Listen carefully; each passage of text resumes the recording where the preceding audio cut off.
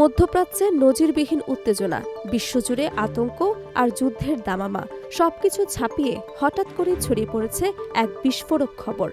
যুক্তরাষ্ট্র ও ইসরায়েলের যৌথ সামরিক অভিযানে নিহত হয়েছেন ইরানের সর্বোচ্চ ধর্মীয় নেতা আয়াতুল্লাহ আলী খামেনি। খবরটি প্রকাশ্যে আসতেই কেঁপে উঠেছে পুরো বিশ্ব রাজনীতি। পরিস্থিতি এমন পর্যায়ে পৌঁছেছে যে অনেক বিশ্লেষক বলছেন, যেখানে আগুন সেখানে ধোঁয়া থাকবেই। আর এই আগুন এখন শুধু একটি দেশের নয়, পুরো অঞ্চলের ভবিষ্যৎকে ঘিরে। শনিবার ভোররাত থেকেই শুরু হয় ব্যাপক সামরিক অভিযান।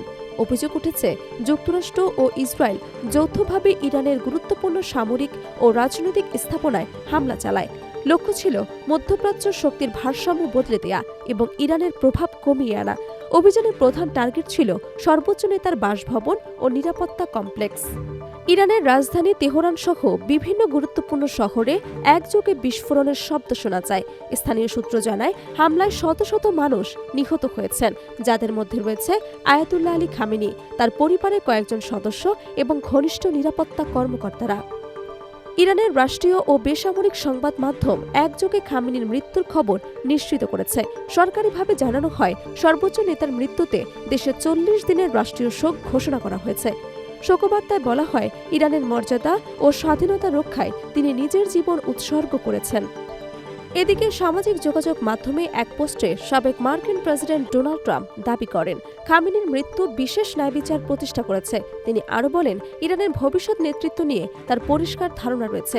ট্রাম্পের এই মন্তব্য আন্তর্জাতিক অঙ্গনে নতুন বিতর্কের জন্ম দিয়েছে। খামেনির মৃত্যুর পর ইরানের ক্ষমতার ভার সাময়িকভাবে প্রেসিডেন্ট, বিচার বিভাগের প্রধান ও বিশেষজ্ঞ পরিষদের একজন আইনবিদের হাতে ন্যস্ত করা হয়েছে বলে জানিয়েছে দেশটির সরকার। অন্যদিকে ইরানের রাজতন্ত্রপন্থী শিবির থেকেও প্রতিক্রিয়া এসেছে। নির্বাসিত রাজপরিবারের সদস্য রেজা পাহলভি ট্রাম্পকে ধন্যবাদ জানিয়ে বলেন, ইরানের জনগণ নতুন ভবিষ্যৎ চায় এবং বর্তমান শাসনের অবসান হওয়া দরকার। খামেনির মৃত্যুর খবর প্রকাশের কয়েক ঘণ্টার মধ্যেই শুরু হয় ইরানের ইতিহাসের অন্যতম বড় পাল্টা সামরিক অভিযান। ইরানের বিপ্লবী গার্ড বাহিনী মধ্যপ্রাচ্যে মার্কিন ঘাঁটি ও ইসরায়েলি স্থাপনাকে লক্ষ্য করে ক্ষেপণাস্ত্র হামলা চালায়। ইসরায়েলি গণমাধ্যম জানায়, হামলায় অন্তত একজন নিহত এবং কয়েকজন আহত হয়েছেন। পরিস্থিতি আরও জটিল হয়ে ওঠে যখন ইরান ঘোষণা দেয় যে তারা হরমুজ প্রণালী সাময়িকভাবে বন্ধ করে দিয়েছে। এই প্রণালী দিয়ে বিশ্বের বড় অংশের তেল পরিবহন হয়। ইউরোপের বিভিন্ন মেরিটাইম সংস্থা জাহাজগুলোকে নিরাপদ দূরত্বে সরে যেতে নির্দেশ দিয়েছে। এদিকে ইসরায়েলও পাল্টা বিমান হামলা শুরু করেছে বলে খবর পাওয়া গেছে। ইরানের আকাশ প্রতিরক্ষা ব্যবস্থা, ক্ষেপণাস্ত্র ঘাঁটি এবং সামরিক কারখানাগুলোকে লক্ষ্য করে হামলা চালানো হচ্ছে। তবে বিভিন্ন আন্তর্জাতিক মানবাধিকার সংস্থা বলছে, এসব হামলায় বেসামরিক নাগরিকদের প্রাণহানি বেশি হচ্ছে। সংঘাত শুরু হওয়ার পর থেকে বিশ্ব নেতারা উদ্বেগ প্রকাশ করছেন।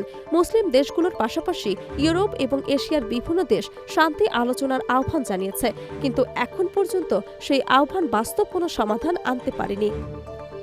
রাজনৈতিক বিশ্লেষকদের মতে, এই ঘটনা মধ্যপ্রাচ্যের ক্ষমতার মানচিত্র পুরোপুরি বদলে দিতে পারে। কারণ ইরানের সর্বোচ্চ নেতার মৃত্যু শুধু একটি দেশের নেতৃত্ব পরিবর্তন নয়, বরং পুরো অঞ্চলের কৌশলগত ভারসাম্য নষ্ট করে দিতে পারে। বর্তমানে পরিস্থিতি এতটাই উত্তেজনাপূর্ণ যে সামান্য ভুল সিদ্ধান্ত বড় যুদ্ধের রূপ নিতে পারে। আর ইতিহাস বলছে, যুদ্ধ শুরু করা সহজ, কিন্তু শেষ করা সবচেয়ে কঠিন।